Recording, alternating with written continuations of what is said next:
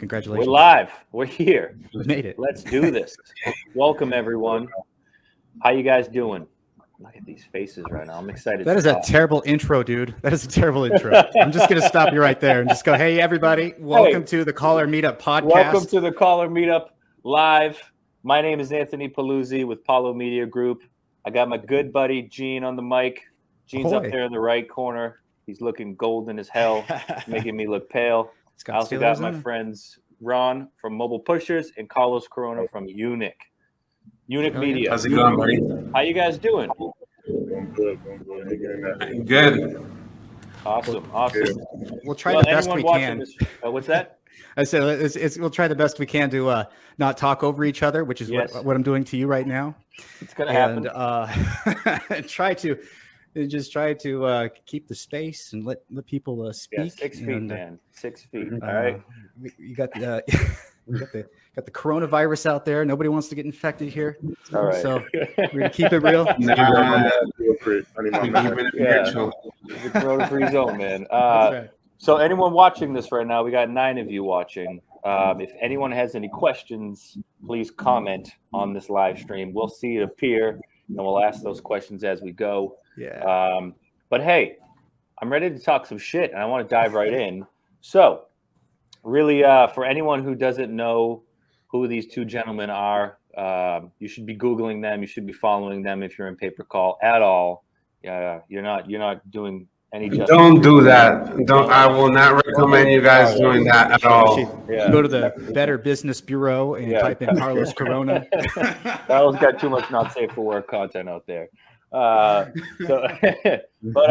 Hey, I want to give you guys an opportunity to give a little quick intro on yourselves, and I'll start with you, Ron. Tell everyone a little bit about who you are and what you're doing, man.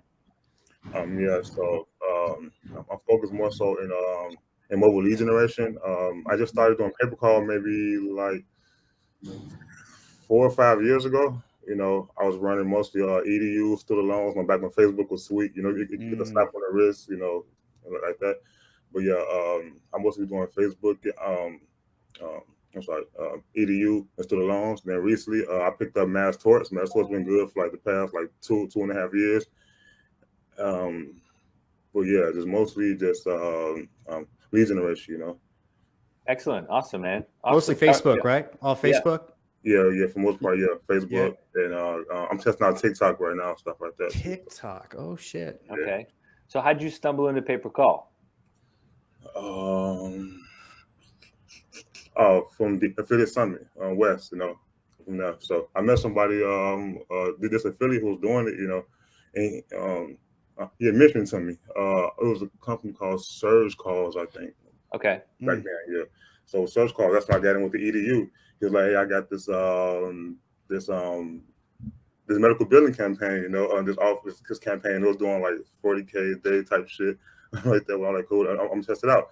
So I got on Facebook. I just did like I ran engagement ads for pay-per-call. So, Oh, really? Yeah, it was crazy. You know, like, you know, this pretty much the same strategy I use since day one. You know, I make like a billboard outside or whatever, and I took a picture of it. I edited it, put the phone number like that. So I did that with EDU, and it just like took off. I was doing like 50K a day, whatever. EDU back like 18, I think, 2019, 18, 2018, I think. Yeah, it was like crazy. So yeah, that's been my bread and butter for a while.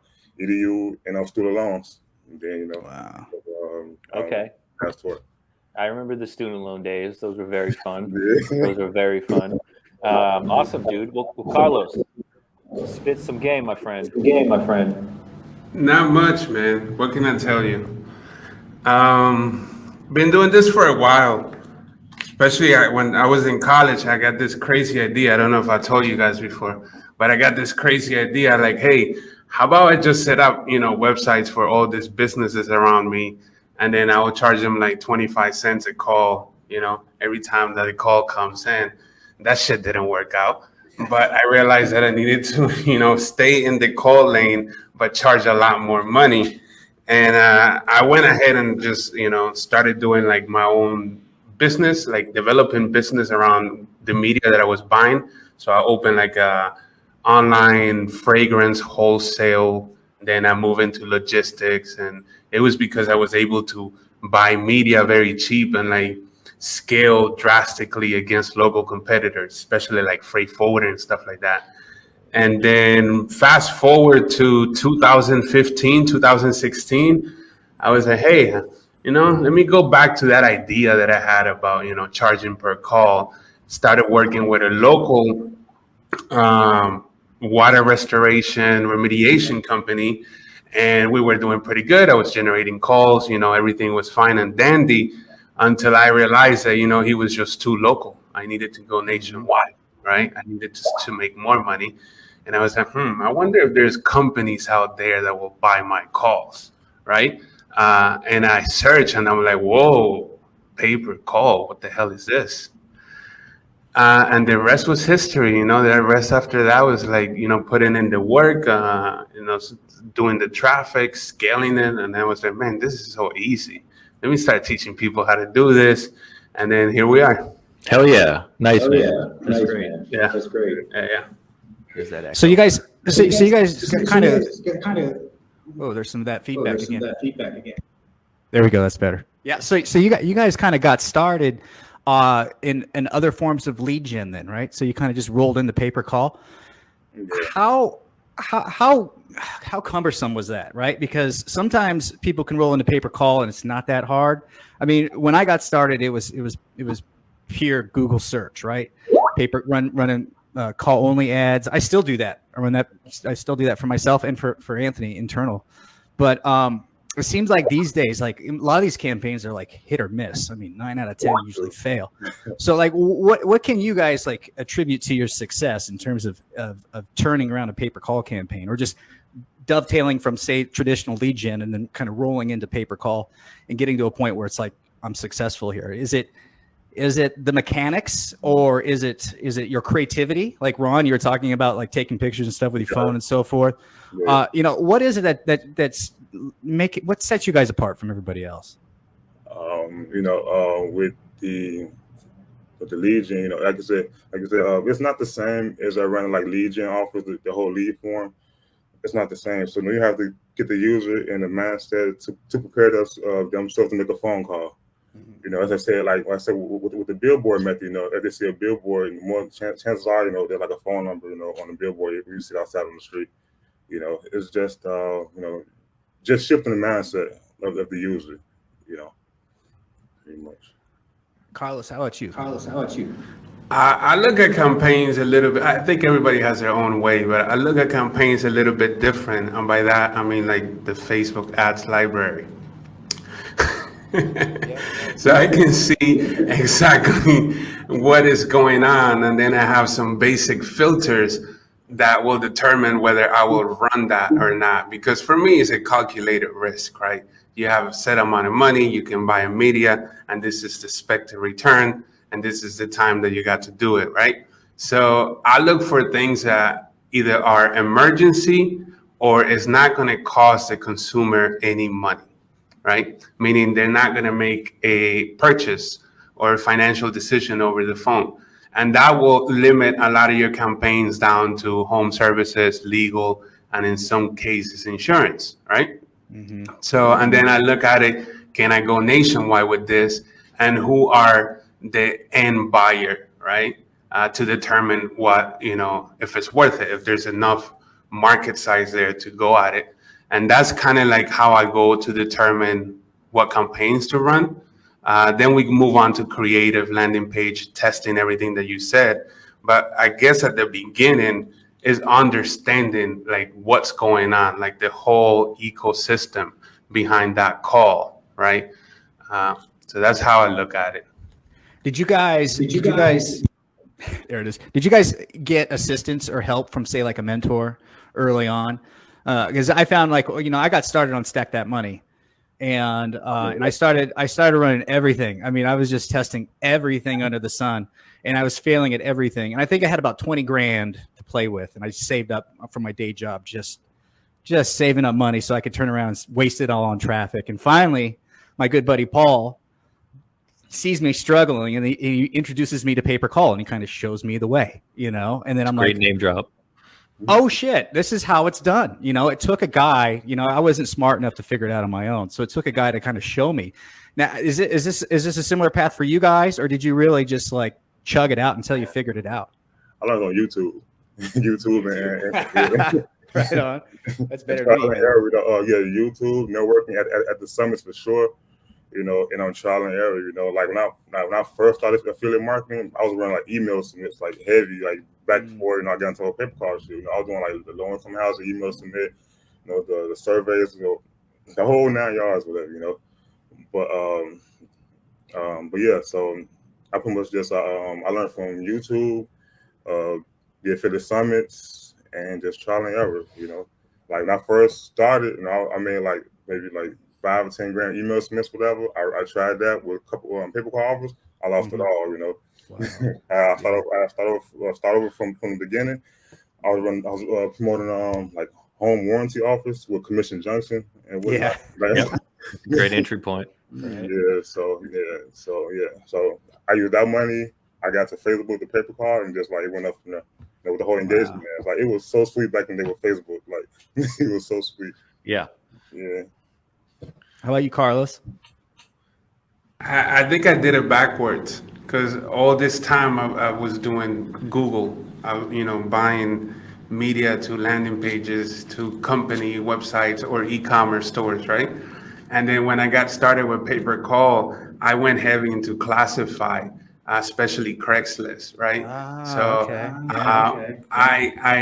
was like, Then I hired like a VA to like, you know, to post my ads. And then after that, I was like, you know, I can automate this with a software. I found this, you know, online tool and automated it. And it was doing great. I mean, it wasn't making like tons of money, but I guess in the beginning weeks, it started making like 2-3 grand a week, right? And I was like, whoa, this is not bad actually, you know, like this is better than working on a retainer with a client, whatever the case may be. Now let me try this on Google, and that's when it exploded, right? When I could now buy, you know, media at a larger scale, not so much limited in one website or a traffic source. Right? When you say media on Google, are you talking about display ads? Are you talking about traditional call only search related? Like, what do you mean by that? Correct. I'm talking about, you know, dynamic, responsive ads, call ads. Don't do much display. I should, but I just don't do it. So most of my ads are either call ads or responsive. Got it. Right. Got it. And by responsive is because I can play around a little bit with the specific ad group, right? With the ad, the feel of the design. You know, I tested pretty much everything like SCAG, like a single keyword ad group, like multiple close variations to see which one works best. And believe it or not, I just let Google do the work for me. I just go to the keyword planner and it spits it out like, this is what you got to bid on. And then every time I follow that, obviously you got to clean it up, you know, but every time I follow that, it's like, yeah, thank you. Didn't need like extra complicated way to do it. I think people tend to overcomplicate things. You know? Yeah, I hear you. I know. Like my personal experience is typically it's like you can make something convert, but the cost to acquire that lead doesn't necessarily translate to profit, right? So it could be $1 in and you know 50 cents out essentially, and you're like, okay, it kind of works, but it doesn't. And that seems to be the trend these days. It's just hyper competitive, competing with you know, you're competing with the brands themselves oftentimes, right? So the cost to acquire a lead. So with Facebook, how is it that you guys are crushing it so well? You know, is it because I imagine the brands are probably running offers too, right? So their ability to acquire a lead, they can spend more money to do that. And how do you guys keep up with that? How do you get so profitable and scale too? Because it always seems like when I find something that's working, there's a limited scale too in a lot of ways. Yeah, that's the hard part, the scale. Yeah, on creativity, pretty much, you know, like, you know, the big brands, they don't be that creative with their ad copies. As you can see, it's more like straight to the point. You know, so that's one way to get lower cost per results. That way, you know, just be more creative than you know, the big brands. Understanding the mindset, I guess, of the person that's looking at your ads too, right? Because Yeah, you know, with Facebook, you guys like I'm a Google search guy, so everything's kind of bottom of the funnel. So I'm paying top dollar for a call because these people are ready to, you know, they're ready to convert. But you guys have to use the power of persuasion, right? You have to catch them at the top of the funnel. Hell, they might not even know they need whatever it is you're offering. Can you walk us through a little bit, like open enrollment's coming up, right? Like Tomorrow. it's tomorrow. So are you guys running open enrollment? And if you are, like what's that campaign look like for you guys? for an example, pretty much what I show everybody is you know, the Facebook lead ad forms. You know, the user, you know, it mentioned that they could. They mentioned they may qualify for additional benefits, you know, dental, vision, etc. You know, and the lead ad form, you know, you ask them maybe like 2 or 3 questions. You know, if they live in the U.S., if they're over 65 and over, 65 and over, and if they're interested, you know, in the dental, vision, or hearing benefits, you know, you have them select the benefits that they want, and then at the end of the lead format, it will say, okay, you're eligible for these benefits. You know, call now to speak with a specialist. You know, Oh. like So you had a call to action at the very end, right at Yeah, that yeah. lead form submit. Gotcha. Okay. Right, yeah. So, you know, Sorry to cut you off. Keep going. that's good. I'll just say, yeah. So, like, you know, in the lead form, you know, because the user, they initially visit the lead form, you know, just to see what this is about. But as they go through the lead form, you tell them, hey, you may be eligible for these benefits. You know, so they answer a few questions, and once they get to the end of the funnel, the lead form, like, okay, congrats, you know, you're eligible for these benefits. You know, in the call now. You know, it is more so, you know, their mindset is shifting within the lead form. Gotcha. Nice. Carlos, same for you, Carlos? Yeah, I mean, like, you got to stand out, and sometimes you got to push creativity to its limit, because big carriers, big companies, they have a lot of compliance that they got to follow. And now with the CMS letter from last Friday, I think everybody shook as far as like, what do we do now? Like, What's that? everybody's looking at each other. I missed that. What is it? What is it? CMS letter? Yes. So you know, Go ahead, Carlos. My bad. no, go ahead, Anthony. You can talk about it then. Well, yeah, I'll keep CMS going. essentially came out with a memo to all carriers, really resellers of Medicare, and just said, hey, listen, this year, let's make sure your marketing is in line with what we see as compliant. And so you got to be responsible for not just what you're doing marketing wise, but your, I think the term they used was downline. Make sure your marketers are following these guidelines. Make sure you get them improved too through us, which I have no idea how CMS can do that with all of these different ad variations. But pretty much just said, hey, don't let the user think that they're actually speaking with the Medicare, the government Medicare agency, and don't promise them anything. And so that kind of sent the industry into a, well, hey, all right, a few fucking days before AEP, this is a great time to drop this on us. Thank you. And now everyone's just ensuring their Medicare ads are compliant, going through the process. But yeah, that's pretty much what the memo is about. So I'll let you guys keep going though. Yeah, so you got to stand out, right? But now with this update, with the new, you know, they got to make sure that we put disclaimers in there. And I think that the letter was like more specific to like the big companies running TV ads, right? Not so much as online, but you know. But anyways, you gotta make sure that you're compliant and let people know, whether in the ad copy or the creative, that you're not there's no government affiliation, and some of the plans or the benefits are only available in limited areas or to a limited group of enrollees. right? Especially for some of us that are using angles such as like dental, vision, health, OTC benefits, or a possible premium give back in some cases, and why not, right? So those angles are usually not the preferred angle that a carrier or larger company will go with. They will go more like safe, more in line with their brand.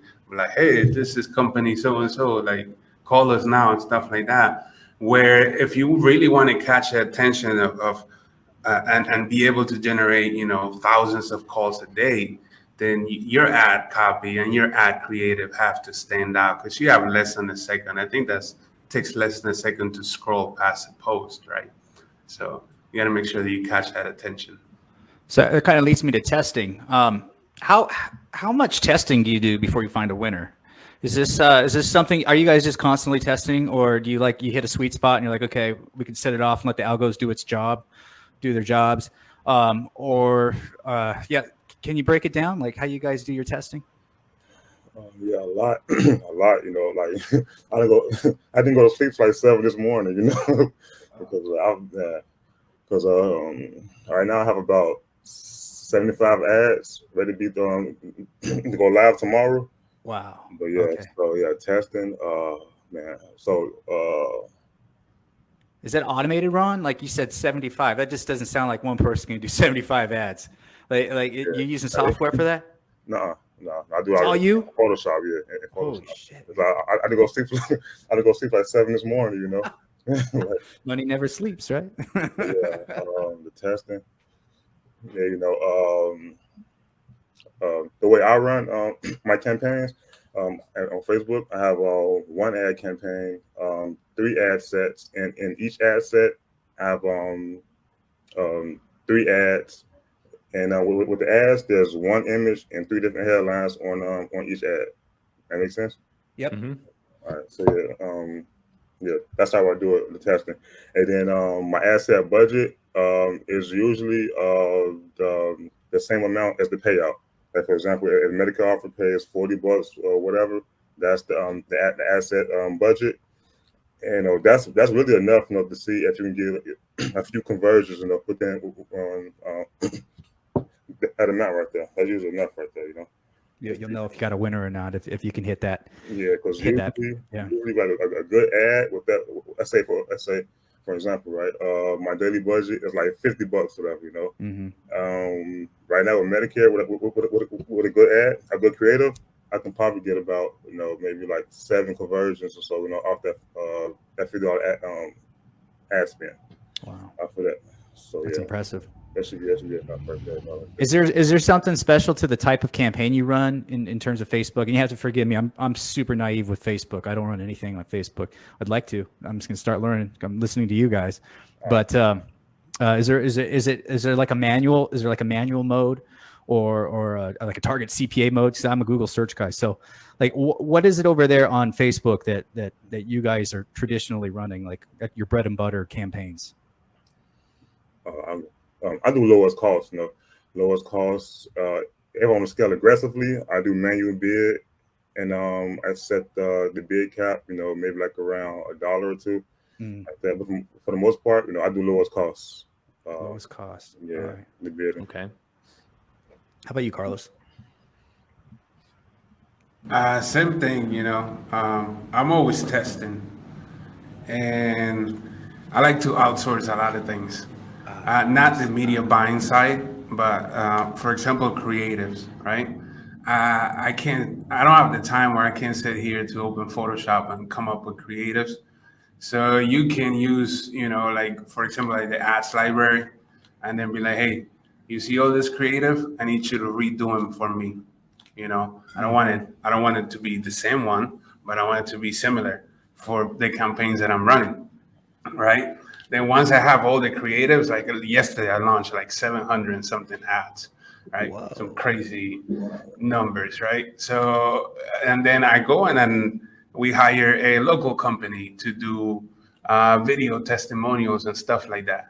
And then we'll come up with like 10 different video cuts, right? Then boom, I got my videos right there. They're original. They're my videos, and then we'll start throwing them in the mix, and then layer in the campaign, whether, first they see an image and then they're being retargeted with a video or whatever might be the case.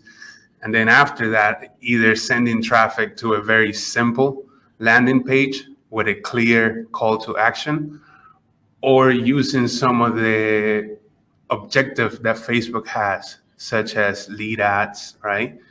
Which is like form fills that you can include TCPA language in there. You can also connect it with trusted form from active prospect and have your trusted form URL if you're sent your certificate URL if you're selling like the forms, the leads on a ping post, or why not?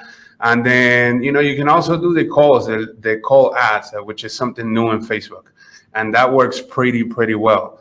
And also new on Facebook is call extension, and you can run those either on a traffic campaign or a conversion campaign. So by doing a call extension, it's pretty much a banner in the lower part of the screen that the person can click and call. So you got to test out all the different campaign objectives, right? Whether you're collecting form fills, generating calls straight from the Facebook app without having to navigate somewhere else, or sending that call to a landing page. Fantastic. Gotcha. Does how long do these campaigns last for you guys? Once you find a profitable campaign and it's up and running, is this something that can just run for years or months, or are you like constantly like on a hamster wheel just trying to keep this thing going? I found that with Native. I found like I find something, I got some conversions coming in, I got a decent CTR, but man, I was just constantly spitting out creative after creative, just trying to keep up, and then you had people stealing your shit, and it's just like I give up, So what kind of moats or what gives you your edge in this space? It keeps you guys running and not getting banned by Facebook, and not your creatives aren't getting stolen by everybody and reran. For the most part, the ads last for a long time, until you hit ad fatigue, or until your ad get ripped, then you see the same creative over and over again like that, and then you'll see your RPC start to drop, and then that's when it's time to switch up like that. Oh, okay. Yeah. Get the same thing. Yeah. Same thing. It really depends on the campaigns, right? There's campaigns that have limited time, I guess, if you want to call it, quote unquote, like open enrollment and the annual enrollment period, right? Mm-hmm. And there's campaigns also that have limited time, like mass tort and legal, and you have to before X date, and that's usually what works best with Facebook, right? And Medicare, I ran Medicare before, mostly on the transfer side, right? And then this year, I went out to lunch with Ron over here and Bill. We were here in Miami Beach. I don't know, just happened to grab lunch. He said, "Hey, I'm going to give it a go at this Medicare thing. I'll see what's happening." Before that, I was running Flight, and I kind of took a break for a little bit. I figured that each campaign, like once you hit like a goal, you're like, okay, I can take a break for a few months now and see what I'm going to do next, right? And I was like, you know what? I'm going to do Medicare. And man, I hit that like Forrest Gump, like running as soon as I'm like, bam. And and so far, right, I was looking at it, and we're doing some pretty large numbers in there, and I want to keep scaling it more, because now I'm seeing that the buyers have a huge appetite, and I'm here struggling, like sending like 3,000 calls a day, and they're telling me they want like 7,500 calls a day. I'm like, holy crap. Yeah. What am I gonna do now? I gotta activate superpowers, and I think that's gonna be like at least my focus. At least like the people that I coach and my students, stuff like that. Our network, all culture overall. That's gonna be the focus for the next month or so until December 7th, and after that, we're just gonna take a break to see what's next. Take a breather. Hey, Gene, I'd like to jump in and ask a question about the lead ads. You guys said that you're using lead ads. Obviously, you can push for that call at the end of the lead ad, but you got that juicy data after that form submit. What kind of funnels are you guys building after that when it comes to, let's say, automated follow-up or any differentiators there to help you just increase that overall ROI come AEP tomorrow? What's the funnels look like there? Yeah, pretty much everything. The data gets synced over using what's called Zapier, using that. So have the data synced over, to your SMS platform, to your inbound dialing platform, also your email service provider. If you use GetResponse or anything like that. So what I do is with my lead forms, I add an extra step, to be on TCPA compliant. Have them that's the slide consent bar, and when once the user does that, and then go to the form and hit submit. So yeah, that data just gets synced over to all my follow-up platforms. Oh, excellent. Okay, that's important. It's automated. Carlos, you doing something similar? Yeah, the money is in the monetization of the leads, right? So I treat them like an orange. I squeeze the juice out of them. So whether they're being sold in real time or being sent to a paywall type of funnel, or cross promoting other offers, being rented out, whatever it might be, however, I think that's really where the money's at, is monetizing your leads. So I strongly recommend everybody to do that. I'm sure everybody's doing that already, but yeah, I think when you have that, come tomorrow, everyone is going after the same exact person. There's so much money being thrown at these individuals. So I love your style and you guys' flow in terms of, hey, let's not just stop at that first click. Let's monetize further down this funnel. It's important, especially then you can build your brand too. You can start to monetize even deeper from there, which is great. Gene, I'll let you continue unless you want to pivot into some other topics, my friend. Oh man, I just want to talk a little bit about tools a little bit. Like, what are you guys using for tools outside? Because Ron brought up like Zapier, as an example. And what do you guys do to kind of help with the heavy lifting in your campaigns? That's your business in general. And then I want to talk a little bit about networks, like Paulo, for example, and what you guys are doing with respect to lead buyers. So how about those tools? Like, what are you guys using for tools these days? For automation, I don't use much automation tool. I do it. I wake up like 6 in the morning. I do it. Photoshop the shit out of stuff. I gotta stop. I have to stop that. I need automation tools. Yeah, it's draining, as you can see. But that's really it. Just Photoshop. Okay. I got a ManyChat to automate the MDMs. You said ManyChat? ManyChat for digital, DMs. Okay. Yeah. That's really about it as far as tools, I can think of it right now, I'm going to come back to you on that. a little bit because that's I have some questions with respect to the DMs and the ManyChat and what your pages look like too.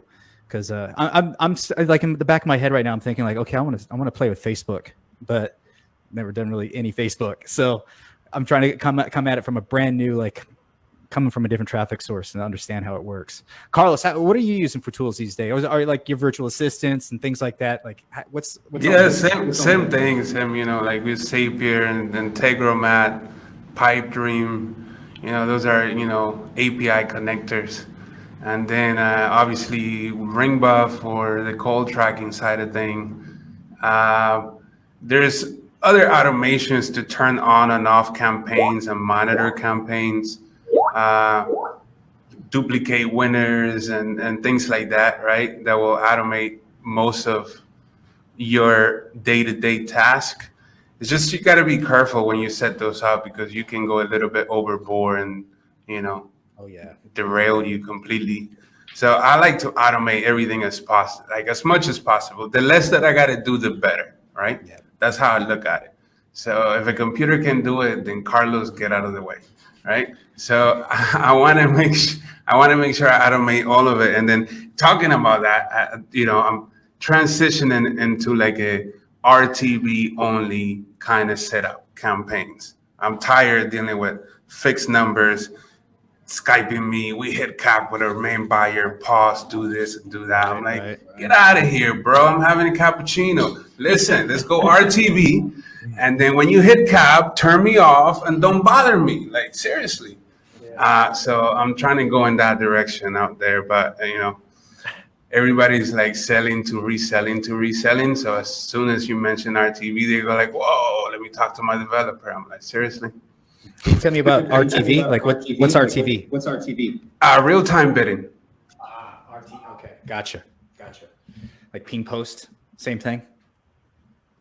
Yeah. Like a call ping tree type of thing. Yeah. You know what, Gene? So naive. Yeah, you mentioned you look great, man.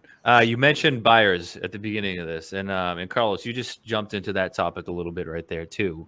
Come AEP, come tomorrow, big money's getting thrown across the board everywhere. Buyers, networks, affiliates. Your ad budgets are going to be disgustingly huge. I'm getting emails now. Yeah. It's everyone's getting emails to Ron and Carlos trying to get that budget. But what goes into the process for you guys when it comes to choosing your buyer, choosing your network? What's the logistics behind that? Because cash flow is very important, especially when you guys are fronting everything. What's the process look like there? I would pretty much say, for the most part, most people I work with, either if it's a network or direct buyer, I know them personally, so it's more like a relationship type of thing, like that. But yeah, just that and fast payouts, pretty much. Okay. Yeah, that's really Keep it simple. Yeah. All right. Yeah, if I'm really cool with the buyer or my AM, I'm sure I get a higher budget, higher cap. Yeah. Ron gives the love out if you go karaoke with him. Just right. Carlos, how about you, man? Yeah, same thing. Most of the buyers are companies that I've been working with in the past. So we have, relationship, whether we met in person before or why not. So I wouldn't take any new company that I'd never done business with right now. It's just, I'm like, who are you? Get out of here. So you already know who you're working with. It's, realistically, it's not that many companies that are really the end buyer of this call. Quality. Correct. So, it's kind of like, it's kind of keep doing business with it. Gotcha. So with that, I just want to, the biggest thing I think people forget, and especially for network owners out there, is these guys right here and anyone else you're working with. It's a partnership. It's not just they're my affiliate, because you have no power over this process if there's no traffic. Now, there is a valuable part of that chain, but you got to look at it like a partnership. Fast payment, make sure they're getting what they need. Their needs are fulfilled. And you guys, and are we cool? Do we want to grow with this person? Do we want to spend time with this person?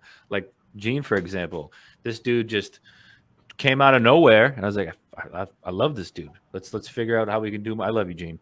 I love you too, man. So it was just, hey, he wanted to be a partner, and that's the type of partner that I want, is someone who's going to dedicate time. So I love that perspective, and you're not going to win during AEP if you don't have a partner.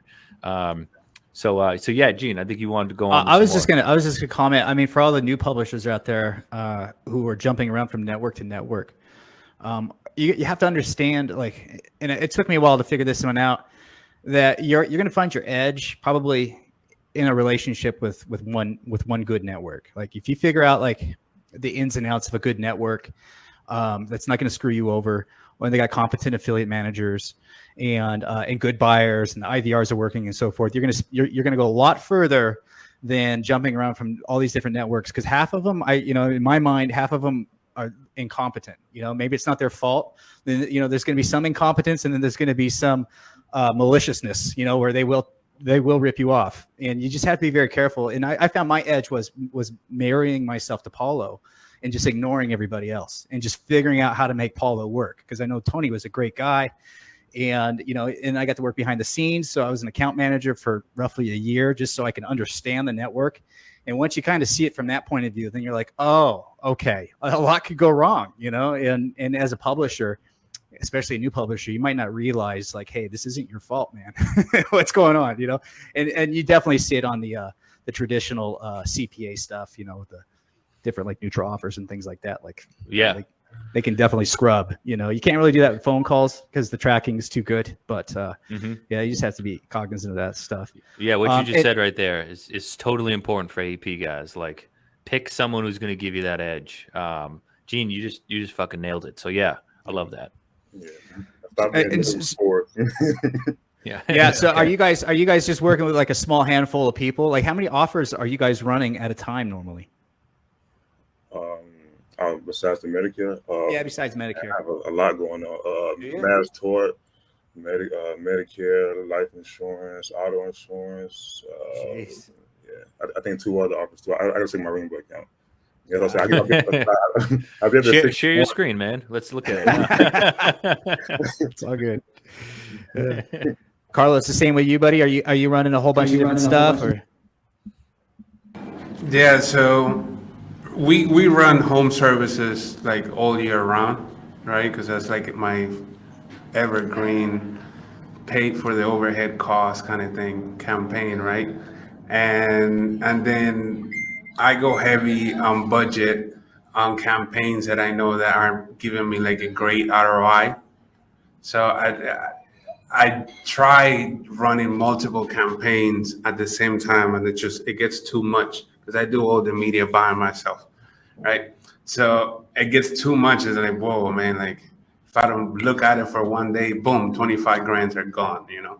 So I'm like concentrating one at a time. And so what I did is like, I noticed that I can either get 100% of what I generate, or I can start teaching people how to do this stuff, earn their business, bring them over to my small little network of the offers that I'm running. I'm like, hey guys, you pay me and you get to copy my stuff. Now you have a business, go for it, right? That's awesome. And that has been working great. And, you know, we've grown now to like over 500 publishers. Most of them are not really generating anything except for like the top 3%. And I think that's across any business, right? And for Medicare, to kick it off, I decided to do a challenge, to do a $10,000 challenge. And it was pretty simple. It's like, hey, meet me online for 3 days, 1 hour a day. I'm gonna show you what I do with Medicare. You guys can do it too.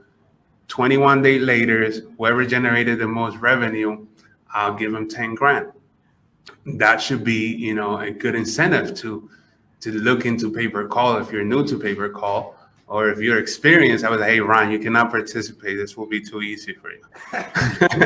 But a lot of newbies jump in, and one of them, you know, God, this guy made like 67K in 3 weeks. Wow. And he goes like, bro, like, and top of that, you gave me 10K. I'm like, man, you almost made 100 grand in less than a month.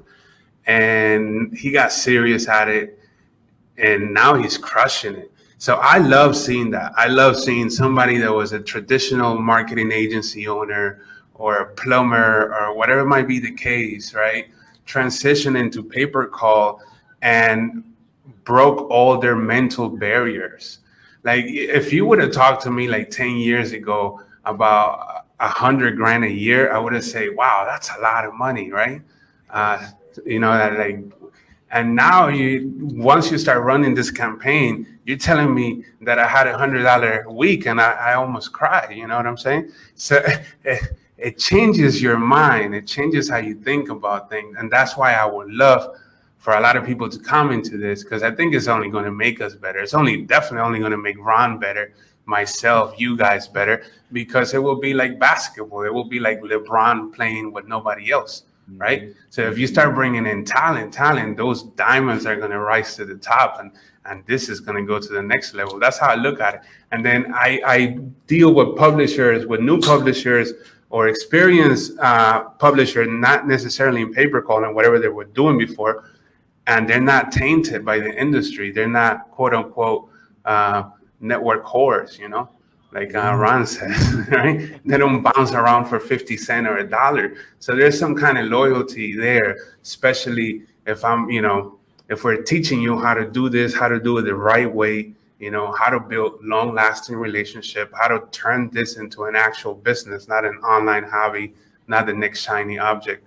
So that's what I've been focusing on, like since 2018 now. Like I'm building this by hand, me, sending traffic to you guys, sending traffic, I think we did quite a bit when credit repair was around. I would love to do more business now with AEP.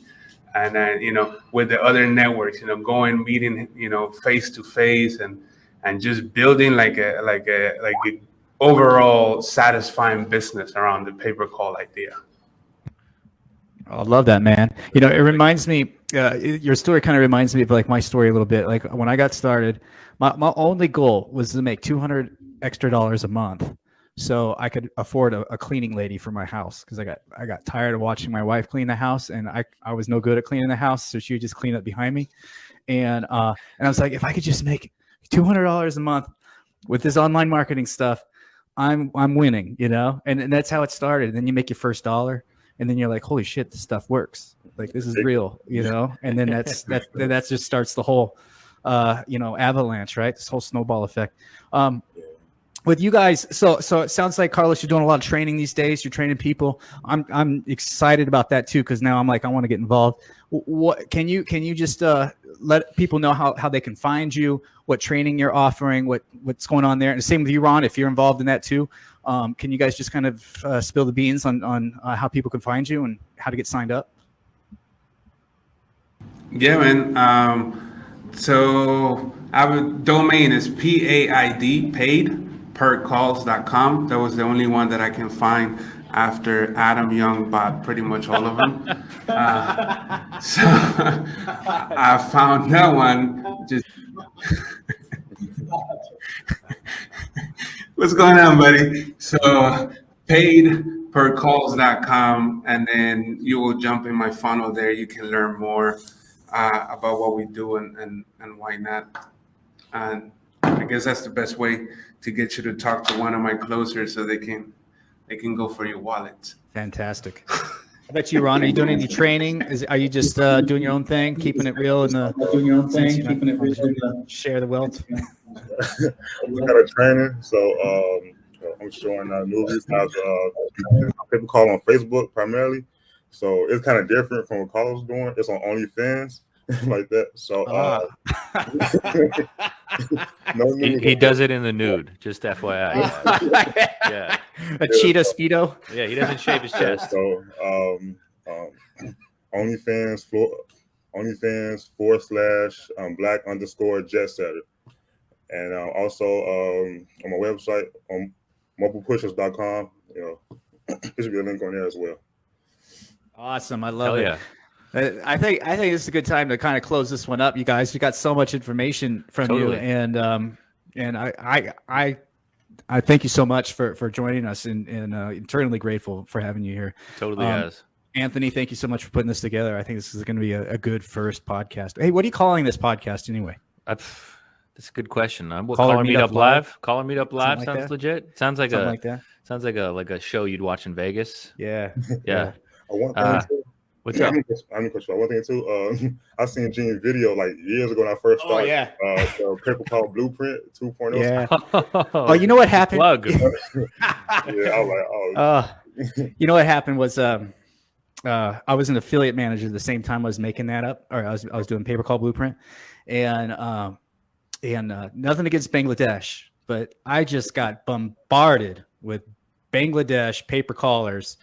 And they were stealing my shit, and then they had the audacity to like reach out to me after they stole my product and ask for help and to get on the network. And I was like, you know what? I've had enough of this. It's hard enough dealing with affiliates. Now I'm dealing with fraudsters at the same time. It's like, so I abandoned the whole thing. It's still out there, but I just don't update it. Maybe I'll get around to it. But yeah, training comes with a compromise, man. You got to be very careful.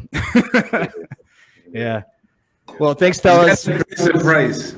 Yeah, you increase the price and you get rid of that. Get rid of those looky loos. Yeah.